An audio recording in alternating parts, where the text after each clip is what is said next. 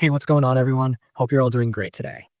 So, Hell Let Loose just dropped its latest update, Update 1.046, and man, there's a lot to unpack here. This one's being called Update 18 officially, and it's honestly one of those patches that doesn't just tweak a few numbers or fix some bugs. It really changes how the game feels. When a game update lands and you realize mid-match that you've got to rethink how you've been playing for months? Yeah, that's exactly what this one does. Let's start with the big stuff, the Stalingrad map refresh. If you've spent any time in that map before, you know how chaotic and open some areas used to feel. Tanks could dominate entire zones, and infantry often got shredded trying to cross wide streets or move between sparse bits of cover. That's changed. The developers went back to the drawing board and basically reshaped large chunks of the terrain. You'll notice more trenches, more debris piles, and a lot more natural cover that breaks up those brutal sightlines. It's not just a cosmetic change, it completely alters how the fight plays out. Suddenly, moving as infantry doesn't feel like a suicide mission anymore. There's more flow to how you move between objectives, and it really encourages teamwork. You can tell they wanted this map to feel more tactical and less punishing for foot soldiers. Now, that being said, tanks are still very much a force, but the armor gameplay itself has been reworked. This is what the devs are calling Phase 1 of their big armor overhaul. If you've been driving tanks for a while, you're going to feel this right away. Tanks handle terrain in a more realistic way now. They don't glide over rubble like before. They actually respond to the environment. You can get bogged down a bit if you're careless or try to muscle through obstacles. It feels heavier, more grounded. And on top of that, there's this new approach to how repairs work. It's no longer just a flat, hit the wrench and wait type of thing. Now you can prioritize repairs, like if your engine or tracks are damaged, you can focus on those instead of doing everything at once. That gives more depth to tank play and rewards crews who actually communicate and plan rather than just rolling in blind. What's cool here is that this first phase feels like a foundation. It's setting the stage for bigger armor changes in the future. So if you're a tanker, this is a good time to start adjusting your habits. Work closer with engineers, plan your routes, and don't just park yourself out in the open thinking you can tank everything. No pun intended. You'll also notice that heavy tanks have stricter limits now. You can't just spawn an army of them early in the game anymore. The cooldowns are longer, and the number of heavies per team has been reduced. It's a balance move, and it makes a lot of sense. Before, whoever got their heavy tanks rolling first often had a huge early advantage, and that could snowball fast. Now, matches feel a bit more even across the board, especially in the early stages. And while all of this is happening, the anti-tank and engineer roles have become way more relevant. Because tanks aren't just rolling death machines anymore, AT players actually have a fighting chance if they coordinate. Engineers, on the other hand, are now absolute MVPs when it comes to keeping armor alive. Since you can target repairs, having an engineer who knows what to prioritize can completely change a fight. Think about it. Saving your engine or tracks mid-battle instead of waiting for a total repair means you can stay in the action longer and avoid that awkward "we're stranded" moment. It adds a lot of tactical depth. Speaking of tactics, the new trench layout in Stalingrad has some serious implications for infantry play. There's now way more room for coordinated assaults. You can move cover to cover, flank better, and hold positions more effectively. Smoke grenades have gone from being useful to being absolutely essential. With the amount of micro cover and entry points now available, smoke lets you reposition or cut off enemy sightlines in ways that weren't even possible before. I noticed squads that use smokes intelligently could dominate control points way faster. And for the first time in a while, Stalingrad actually feels like the brutal urban battle it's supposed to be. It's chaotic, messy, and tactical all at once. One of the more subtle things that surprised me is how the lighting and weather tweaks change the mood of the map.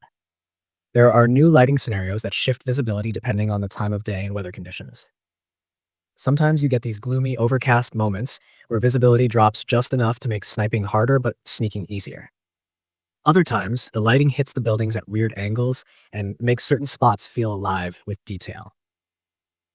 It's a small thing that adds a ton of immersion, and you start noticing how it changes your movement patterns subconsciously. You pick darker routes, hug walls, move through shadowed areas. It's the kind of detail that makes each match feel a bit different. Now, for those of you who love commanding or playing the more strategic roles, this update gives you more to think about. Because heavy tanks are limited, you have to time your deployments smarter. Throwing both heavy tanks into the first push might feel powerful in the moment, but with those longer cooldowns, it could leave your team exposed later when you really need them. Commanders who pace their armor deployments and coordinate with engineers are going to see much better results. It's all about timing now, knowing when to commit and when to hold back. If you're more of an infantry or AT player, your role just became even more important. With tanks being slightly more grounded and vulnerable to well-coordinated attacks, teamwork between infantry and armor squads is everything. A good AT unit that coordinates with recon can completely ruin a tank's day, especially if they catch it while it's trying to maneuver through the new terrain. And because tanks now have to worry about getting stuck or slowed down, positioning them has become a real skill test. You can't just park sideways on a slope and expect to shoot comfortably. You actually have to think about where your tank sits in relation to the terrain. There's also some nice quality of life stuff sprinkled throughout the update. The UI feels a bit smoother, repair mechanics are clearer, and some of the smaller annoyances like delayed deploy times have been addressed. But the biggest difference isn't in the menus, it's how matches feel now. Everything is a bit more grounded, more deliberate. It's like the developers want players to lean into teamwork and communication even more than before. And of course, we've got to talk about performance. From what I've seen and heard in the community, performance on PC and console has been relatively stable, though some players mentioned long patch downloads or slow installs, especially on Steam.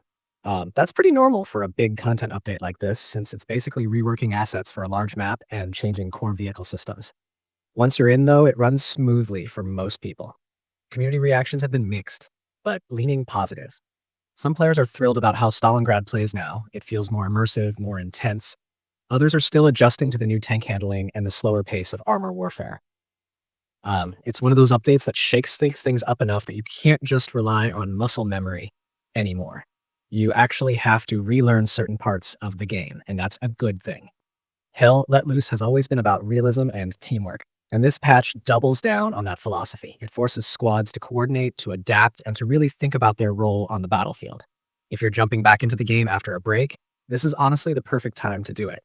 The map changes alone make it worth revisiting, and the armor rework sets the stage for even bigger things down the line. You can tell this isn't just a one-off update, it's part of a broader plan to evolve how vehicles and infantry interact. And that's exciting. It means the devs are still committed to refining the experience, not just adding new content for the sake of it. So yeah, overall, Update 1.046 feels like a breath of fresh air for Hell Let Loose. It shakes up the meta, it rewards teamwork, and it brings back that gritty, authentic feel that made people fall in love with the game in the first place. Whether you're leading a squad through the trenches of Stalingrad or rolling out in a tank with your crew, everything feels a little more tense, a little more tactical, and a lot more satisfying. If you haven't downloaded the patch yet, make some time for it and jump in. The battles feel different now, in a good way. And if you've been meaning to get your friends back into the game, this update is your chance to pull them in and experience something new together. I've got to say, it's updates like this that remind me why Hell Let Loose stands out from the crowd. It's gritty, it's realistic, and it never stops evolving.